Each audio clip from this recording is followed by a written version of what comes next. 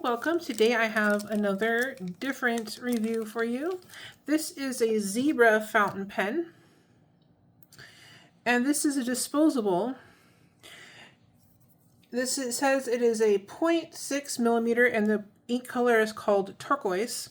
So we're just going to take a look at this and see what we think of it. So far, here is what the nib looks like.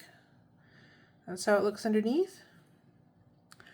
No inscription or anything on the nib. No, name or anything on there. No size written on there. It does say on the side here ink level, so it looks like this might be clear. Once the ink starts to run down, maybe we'll be able to see the ink level. Not sure. It is plastic, and it does feel relatively cheap, but not in a bad way. It just feels inexpensive. Like this is something, like maybe this would be a ballpoint pen in here and not a fountain pen.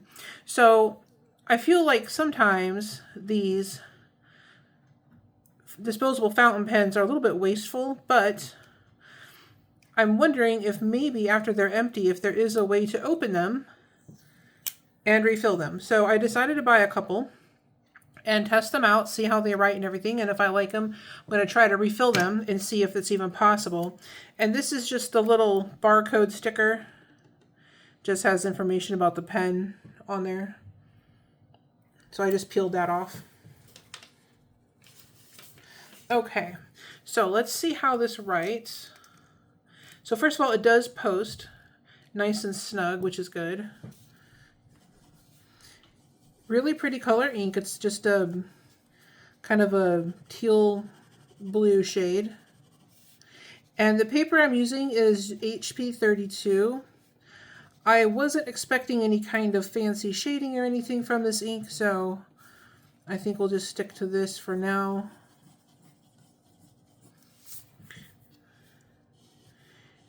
There we go.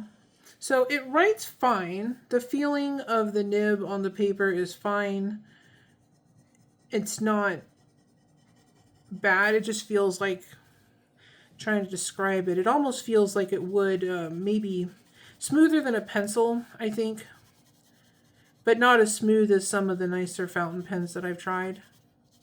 Which, you can't really say too much about that because this is meant to be disposable. But the feeling is fine as far as how it feels on the paper. The color's pretty. No skipping or anything. It seems to have really good flow, so no complaints there. It snaps in place very securely. And you can see the ink flowing down here. You can see the ink flowing through there. Yeah, so anyway, it seems really good. No problems at all. And one of the nice things about these is they don't look like a fountain pen. So the chances of somebody seeing this and trying to make off with your nice pen is pretty low. My only issue is, of course, the fact that they're meant to be disposable means you probably can't refill them, but that's why I bought one. I want to see if there's a way to refill it anyway. So all in all, very nice, inexpensive pen. I think I paid less than $4 for this. What I'll do is I'll try to find a link for this and leave it down below in case you want to get one.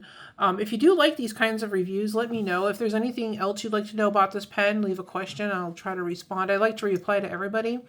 And if you have any other suggestions of pens you'd like to see, I typically try to stay in the less expensive range of pens just because I don't have a lot of money to spend on the nicer ones. But if there is an inexpensive pen that you'd like to see a review on, leave a comment, and if I can get it, we'll do a review. Any inks you want to see, let me know.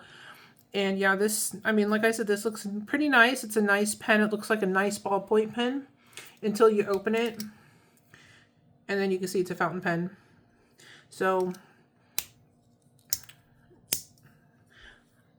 trying to think of what else to say about this. It doesn't look like it opens in the back.